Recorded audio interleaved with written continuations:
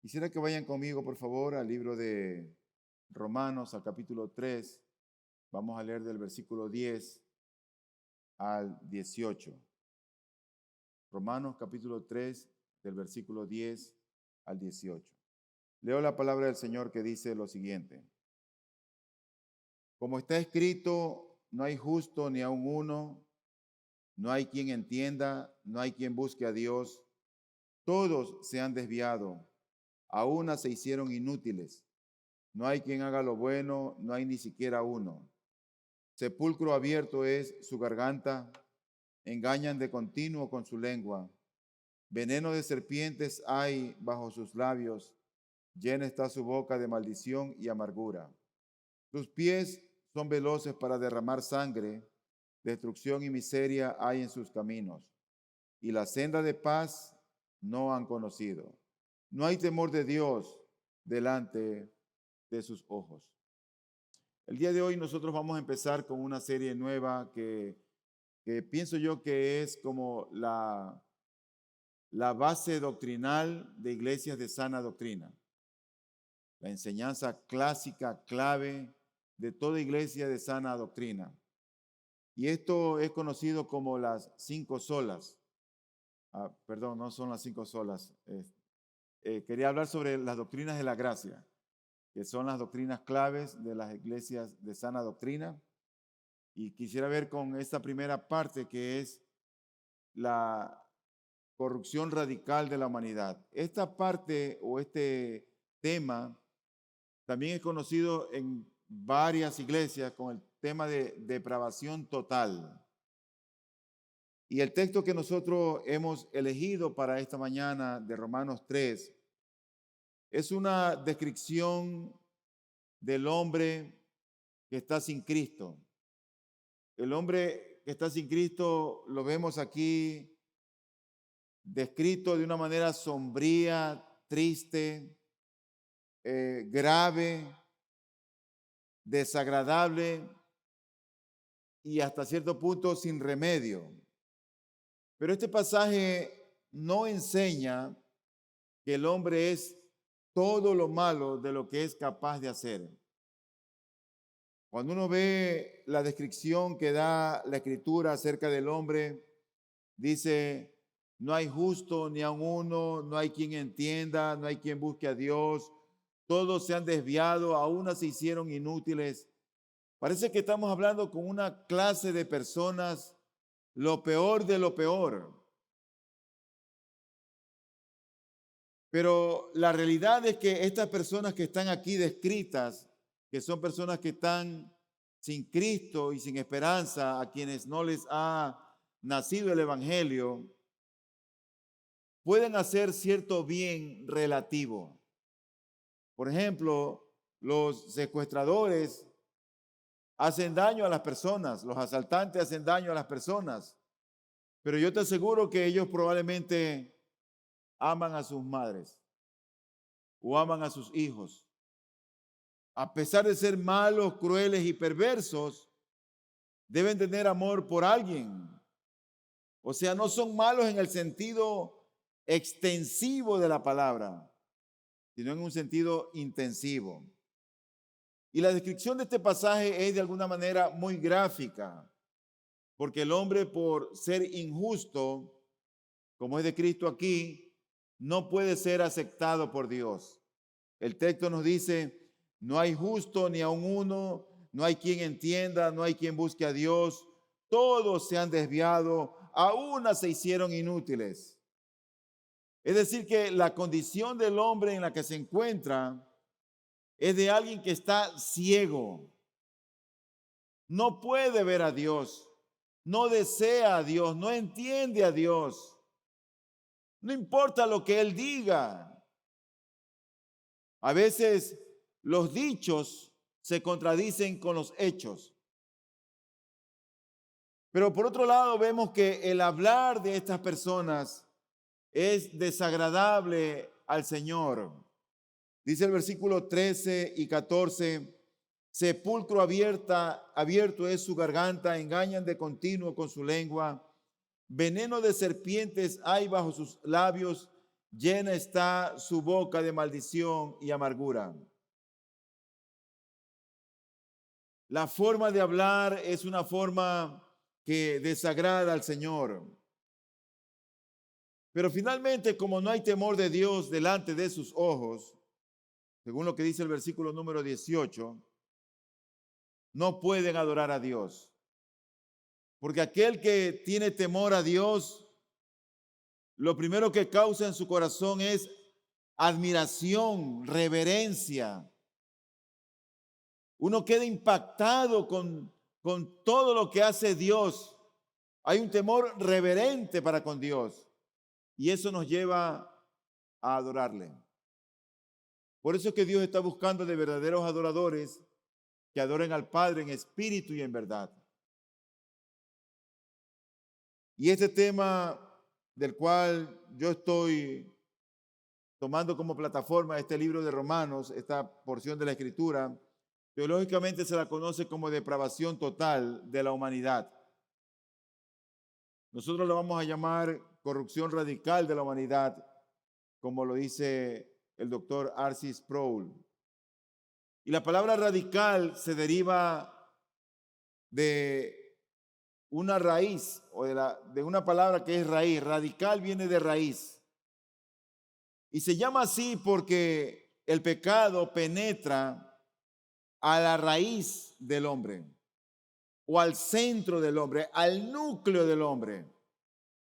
Afecta el corazón del hombre. Todo el hombre está contaminado. Sus emociones, su voluntad, todo su ser, sus deseos, su mente. Y Romanos 3, 10 al 18, lo que está hablando aquí es de nuestra situación bajo el pecado. Ahora, si está debajo, es porque está bajo control. El pecado se ha enseñoreado, el pecado es quien lo gobierna. Esta es la descripción de un hombre, de una persona o de la humanidad que está bajo el pecado, bajo el control del pecado. Pero lo cierto es que los pecadores, aún en esta condición, aún en esa situación tan deplorable y triste, pueden hacer buenas obras. Si es que así se le puede llamar como buenas obras, entre comillas. Lo que se conoce o lo que llamaban los reformadores virtud civil. Pero no son obras que en realidad conllevan el agrado de Dios. Si una acción está exteriormente de acuerdo con la ley de Dios, pero procede de un corazón que está alejado de Dios, Dios no lo considera buena obra. Porque Dios no solo considera el acto externo, sino también la motivación detrás del acto, lo que hay detrás para hacer lo que llamamos buena obra. Porque la gente puede realizar obras virtuosas o buenas obras motivados probablemente por el aplauso de las personas, por proteger sus intereses y no necesariamente por el deseo de traer honra, gloria y adoración a Dios. Entonces la condición del hombre en esta situación que es descrita aquí en el libro de Romanos es una situación muy grave. Probablemente algunos de ustedes están en esa condición. Y oro a Dios que el Señor abra sus ojos y sus mentes para que comprendan la belleza de Jesucristo y para que lo conozcan. Porque no importa cuántas veces hayas venido aquí a la iglesia, si tú no rindes tu alma al fiel Creador, la ira de Dios está sobre ti. Entonces, esta porción de las Escrituras da origen a ciertas enseñanzas que vamos a ver a continuación. ¿Cuál es la primera enseñanza o doctrina que se desprende de este pasaje de Romanos capítulo 3? Yo creo que tiene que ver acerca de lo que los primeros padres de la iglesia y aún los reformadores llamaban el pecado original. Ahora, ¿por qué es que el hombre está en esta condición? ¿Por qué es que el hombre ha llegado a esa condición tan deplorable, tan triste, tan sombría, tan oscura? ¿Por qué ha llegado el hombre a esa condición? Bueno, esa condición no es otra cosa más que el resultado del pecado cometido por Adán, que afecta no solamente a Adán o no solamente afectó a él, sino que afectó a su descendencia como castigo por su transgresión original. Eso es lo que se conoce como pecado original. El texto nos dice, no hay justo ni aun uno.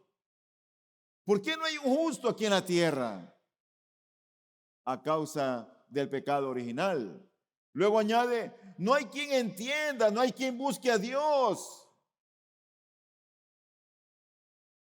El ir a la iglesia o el asistir a la iglesia no necesariamente significa buscar de Dios. El hacer una buena obra no significa necesariamente buscar de Dios. Pero son palabras lapidarias lo que aquí dice. No es que solamente no hay justos, sino que hay personas que no entienden. No hay quien busque a Dios. Y luego añade el texto, todos se han desviado, a una se hicieron inútiles. No hay quien haga lo bueno, no hay ni siquiera uno. Qué tristeza de la humanidad. Qué tristeza la descendencia de Adán. Bueno, esto es lo que la Biblia describe acerca de todo hombre, de toda carne. Es un estado, por así decirlo, de desobediencia total, pero que solo con la gracia de Cristo podemos llegar a obedecer a Dios. Antes de la caída, Dios puso en el hombre el requisito de perfección moral. Antes de la caída, había perfección moral en su ser, en sus pensamientos. Pero con la caída esa condición permaneció intacta. Pero la caída nos cambió a nosotros y no esa condición. Y lo que una vez era posible junto a Dios, esa perfección moral, llegó a ser imposible sin la gracia de Dios.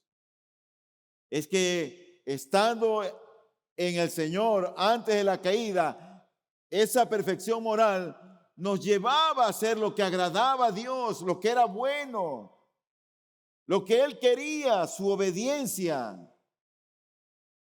Y aunque la caída no eliminó esa perfección moral, nos cambió a nosotros, cambió nuestra voluntad, cambió nuestras intenciones. Hay muchos evangélicos que están de acuerdo en que la gran mayoría de las personas son básicamente buenas. Yo me pregunto, ¿son buenas en realidad? Porque alguien se acercó una vez ante el Señor y dijo, maestro bueno. Y el Señor ahí mismo lo paró en seco. Un ratito. Bueno, solo hay uno, Dios. Era como para, date cuenta de lo que estás hablando, ¿eh? Bueno, solamente hay uno.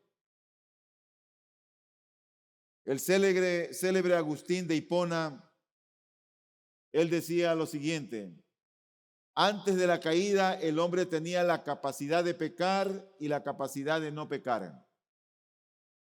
Pero después de la caída, el hombre tiene la incapacidad de no pecar. Te lo repito. Agustín de Hipona decía, antes de la caída, el hombre tiene la capacidad de pecar y la capacidad de no pecar. Pero después de la caída, el hombre tiene la incapacidad de no pecar. Decir que después de la caída somos incapaces de no pecar, es decir, que solamente somos capaces de pecar. Pecamos por una necesidad moral. Actuamos según nuestra naturaleza caída. Hacemos cosas corruptas, en otras palabras, porque somos personas corruptas. Y en esa condición, como lo describe el apóstol Pablo en el libro de Efesios, en el capítulo 2, de muerte espiritual, nosotros no encontramos a Dios, no anhelamos a Dios, no queremos saber nada de Dios. Si no, invita a las personas el domingo a la iglesia a ver qué te dicen. Trata de traerlas. Y como nosotros no encontramos a Dios, Él es que sale a nuestro encuentro y viene por nosotros. Él desciende, Él baja para encontrarnos. Y la búsqueda de Dios realmente no acaba cuando nos convertimos. Comienza cuando nos convertimos. Porque es el convertido el que genuina y sinceramente busca de Dios. Es el que está convertido. Por eso una de las cosas que a mí siempre más me ha sorprendido en toda iglesia son los tiempos de oración. Porque los domingos esto está lleno. Pero en el tiempo de oración es solamente un grupo minúsculo que está buscando de Dios. Ayer hubo un tiempo de oración. Y la mayoría de los que están aquí, muchos viviendo cerca, no estuvieron. Qué triste. Es realmente el convertido, el que genuina y sinceramente busca de Dios. Esto es en resumen lo que se conoce como el pecado original. Ese estigma con el que viene todo ser humano a este mundo. No importa si tú ves a tu niño cariñosamente como un angelito, viene con el pecado original. La segunda enseñanza que se deriva de esta porción de la Escritura es acerca de la idolatría. Decía Juan Calvino que el hombre o el corazón del hombre es una máquina de hacer ídolos. Y la Escritura nos dice en el versículo número 18, no hay temor de Dios delante de sus ojos. Y este temor de Dios que está ausente en el hombre sin Cristo, no es otra cosa más que ese asombro que llena el corazón con reverencia y conduce al hombre a adorar a Dios. Los pecadores no adoran a Dios. No pueden adorarlo. Por naturaleza no pueden hacerlo porque no conocen a Dios. Hay mucha gente que viene y oye los cánticos y ¿saben qué están más interesados? Es increíble. Ay, pero aquí como que son medios muertos, como que falta la guitarra y falta la batería. Y lo que quieren es ya un poco más y pachanga aquí dentro de la iglesia. Y están más pendientes del instrumento que de la adoración. Cuando deberíamos deleitarnos adorando al Señor. Deberíamos gozarnos adorando al Señor. Deberíamos disfrutar esos breves minutos que el Señor nos concede cuando hay un cántico para elevar gracias y acciones a su nombre. Amar a Dios no es algo natural en el hombre. Incluso habiendo sido redimidos, incluso habiendo nacido de nuevo, nuestras almas suelen enfriarse y muchas veces en esa condición sentimos indiferencia hacia Dios. Por eso es que la gente dice cristiana y nunca lee la Biblia. La gente dice cristiana y no ora. No pasa tiempo a solas con Dios.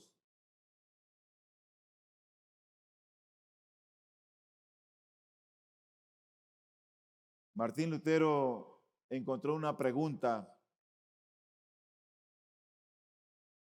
y la pregunta que él encontró en la Escritura es, ¿amas a Dios? Y esa pregunta fue para él mismo, como que Dios se la hizo. Y él dio una respuesta, y él dijo, antes de su conversión, era esto. Él dice, amar a Dios. A veces lo odio. Y es raro que las personas digan cosas así como las dijo Lutero. Es raro, es extraño. No es común. ¿Sabes? Pero esta fue una respuesta franca y honesta de este hombre. Pero yo diría que no fue del todo franca, ni fue del todo honesta. Porque si él hubiera dicho toda la verdad, él habría dicho algo así como esto: odiaba a Dios siempre. Pero lo que él dijo fue, a veces lo odio. Pero la verdad es que el incrédulo, que aquel que no conoce a Cristo, aborrece a Dios siempre. Siempre. Por lo tanto, el hombre ha levantado otros ídolos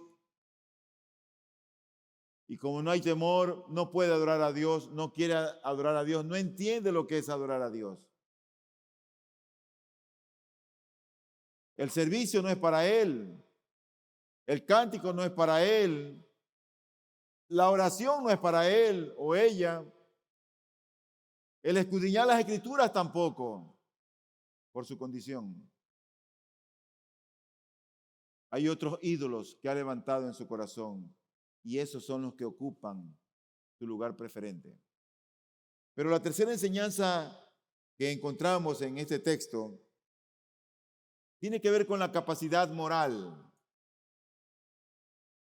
La Confesión Bautista de Fe de 1689, en el capítulo 9, en el párrafo 3, dice lo siguiente: el hombre por su caída en un estado de pecado ha perdido completamente toda capacidad para querer cualquier bien espiritual que acompañe a la salvación. Ponte a pensar, el hombre cayó, está en pecado, y cuando el hombre cayó, perdió completamente toda capacidad para querer cualquier bien espiritual que acompañe a la salvación. Por eso es que a veces evangelizar es tan duro. Y por eso hay personas que aquí vienen a la iglesia y hay que decir, oye, pero ven a la iglesia, ven temprano. A unos hay que irlos casi como traerlos casi de la oreja. Por eso dice la Escritura en Efesios capítulo 2, y Él les dio vida a ustedes que estaban muertos en sus delitos y pecados. Cuando llegó el Evangelio a esta iglesia en Éfeso, antes de que ellos conocieran a Cristo, la condición en la que se encontraban no es que estaban heridos, ni enfermos, ni en coma. Estaban muertos. Espiritualmente hablando, estaban muertos. No anhelaban a Dios, no querían saber de Dios, no podían buscar a Dios, ni siquiera lo intentaban, porque estaban muertos. ¿No son así tus hijos a veces? ¿No son así nuestros hijos a veces? Que te hablan de mil y un cosas. Te hablan de Messi, de Cristiano Ronaldo, te hablan de la última música que salió, de tal artista, pero nunca de las Escrituras. Tú sabes que de la abundancia del corazón es lo que habla la boca. Y el versículo 2 dice, en los cuales anduvieron en otro tiempo según la corriente de este mundo, conforme al príncipe de la potestad del aire, el espíritu que ahora opera en los hijos de desobediencia. Esta gente, la única influencia que tenían era la del maligno, nada más. Bueno, de ahí los rescató el Señor. Por eso, si tú eres un creyente que ha nacido de nuevo, dale gloria a Dios por la salvación que Él te ha dado gratuitamente.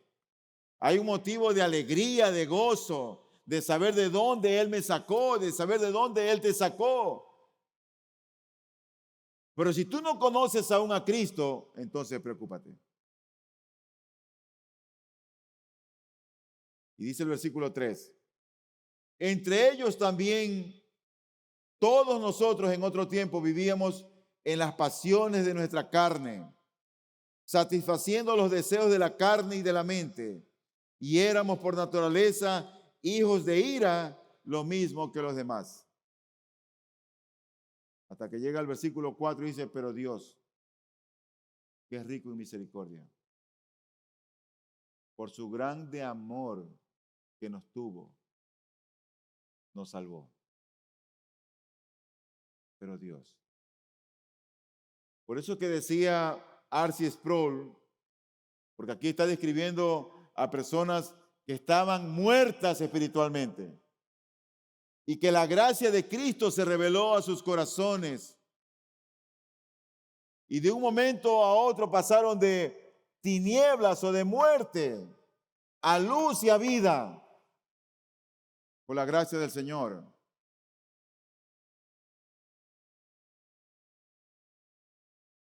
Espiritualmente hablando, muertos. No sé cuántos muertos hayan aquí esta mañana. R.C. Sproul decía lo siguiente: estar espiritualmente muerto es estar diabólicamente vivo.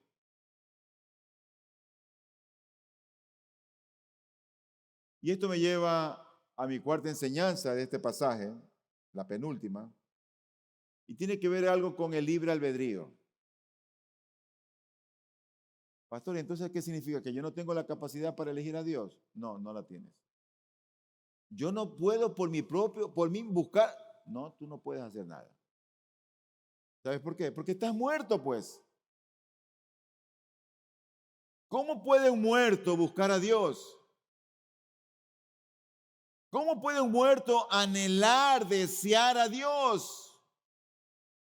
¿Cómo?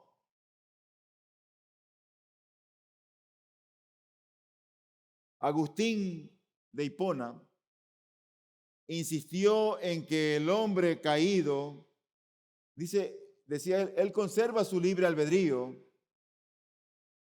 él puede elegir, pero pierde la libertad que tenía antes de la caída. Él había perdido, él puede elegir, pero la libertad que tenía antes de la caída la pierde. Entonces el hombre aún es capaz de elegir y en ese sentido, vamos a decir, es libre, pero carece de la capacidad de ejercer lo que la Biblia llama la libertad de obedecer espiritualmente. El hombre puede elegir, pero nunca va a elegir a Dios. Va a elegir conforme a sus intereses, conforme a lo que le conviene, conforme a lo que cree que es lo correcto, pero no va a elegir a Dios.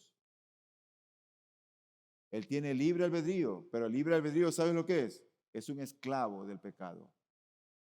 Porque la voluntad está atada, ligada, amarrada al pecado que está en nuestros corazones. Por eso es que la salvación es el mayor de los milagros para mí que Dios hace constantemente. Dice tanto la Escritura que hay regocijo en el cielo cuando un pecador se arrepiente, cuando reconoce su condición, cuando ve la santidad de Cristo, cuando Dios rompe las cadenas. Eso no depende del hombre. Eso no depende de ti. Dice la Biblia que no depende del que quiere ni del que corre. Depende de Dios, de quien Él tiene misericordia. Por eso los que hemos sido salvos, hemos experimentado la misericordia del Señor. Por lo tanto, el hombre no está obligado a ser siervo o esclavo del pecado, pero sí lo es. Es un esclavo, en otras palabras, voluntario. Tu voluntad está atada por las cadenas del pecado hasta que Cristo lo libere. Por eso es que nosotros tenemos que orar por nuestros familiares inconversos, por nuestros cónyuges inconversos, por nuestros hijos inconversos, por nuestras amistades inconversas, por nuestros colegas inconversos. La visión humanista y pagana del libre albedrío es que la voluntad actúa desde una posición indiferente. No actúa desde una posición indiferente. La voluntad del hombre está asentada sobre el pecado. Y de ahí es que actúa. Jonathan Edwards, el célebre teólogo norteamericano, muy aclamado incluso en Inglaterra, él se refería a la voluntad como la mente que escoge. Y él decía que cuando elegimos algo, lo hacemos pensando en lo que nos parece mejor según las opciones que tenemos por delante. Así decía él. Es decir, escogemos según la inclinación más fuerte. La inclinación más fuerte del momento. Por ahí nos vamos. Entonces nuestras elecciones no son espontáneas de la nada. Hay una razón para cada decisión que tomamos. Es decir, que cada decisión que tú tomas está determinada. Y están determinadas en el sentido de que tienen una causa, que tienen un origen. La decisión que tú tomas viene de un punto en tu ser. Y esa causa es la inclinación de nuestra voluntad. Y esta es la autodeterminación, lo que es la esencia de lo que se conoce como el libre albedrío. Tú determinas hacer algo. Por eso él decía que el libre albedrío es la mente que escoge. Y eso describe un fuerte deseo o inclinación de la voluntad para moverse en cierta dirección. Pero el hombre que está alejado de Cristo, el libre albedrío es un pecado. Y la mente que escoge va a ser una mente que escoge siempre lo terrenal, lo mundano y nunca lo espiritual. Nunca va a buscar de Dios. Nosotros creo que debemos de entender esto en la medida que buscamos crecer en nuestra obediencia a Dios. Cada vez que peco, lo hago porque en el momento prefiero el pecado a la obediencia. Y esto me lleva a mi quinto y último punto. Y tiene que ver con la capacidad natural. La capacidad natural es la capacidad que el Creador le ha conferido a sus criaturas. Por ejemplo, Él creó las aves y a las aves les dio plumas y alas para que vuelen. Él creó los peces y a los peces les dio las branquias y aletas para que naden. Y aunque nosotros podemos nadar y no podemos volar, a nosotros nos dio pie para que caminemos, para que andemos. Mira, el pecado natural no destruye nuestra humanidad o nuestra capacidad de escoger. No la destruye. La capacidad natural permanece intacta. Lo que se perdió fue la buena inclinación o el deseo recto de obedecer a Dios. Por eso el hombre en la condición en que se encuentra ni puede ni quiere buscar de Dios.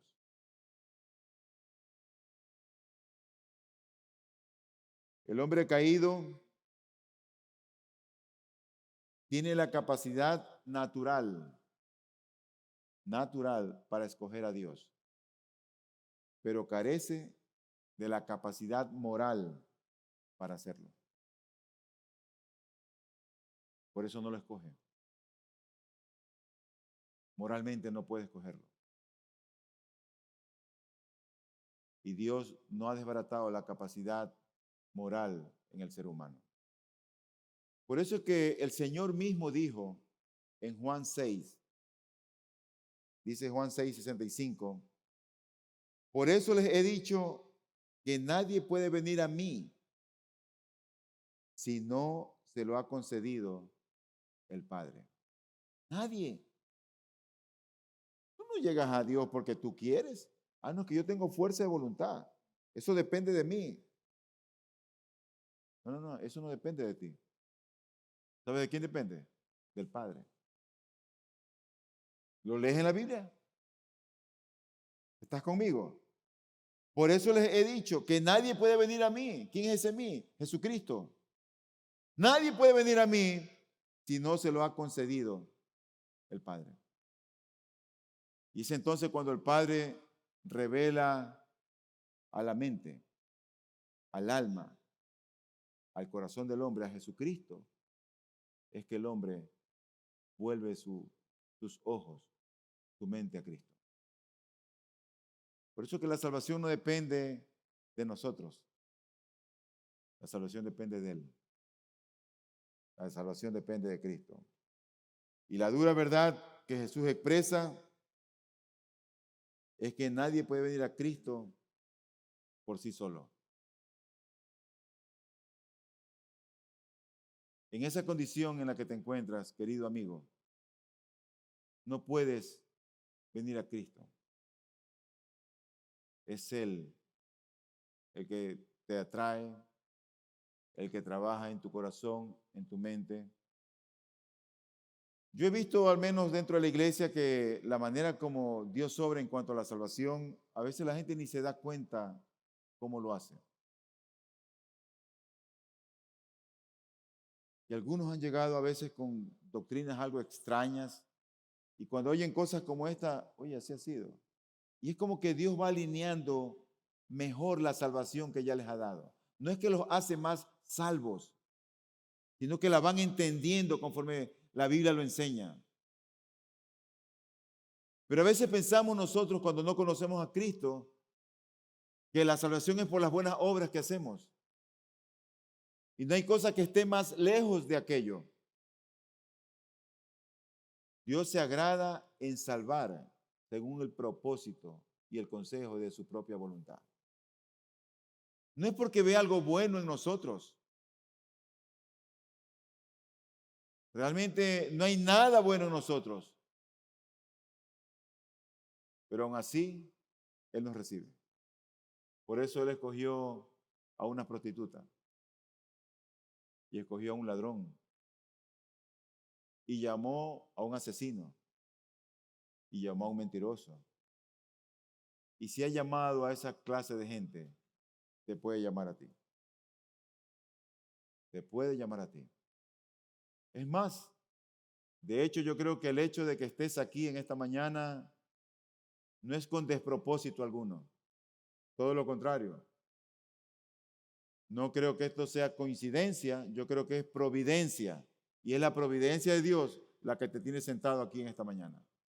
Oro a Dios que Él transforme tu alma, tu vida, para que tengas tiempos de refrigerio en el momento del Señor. Vamos a orar.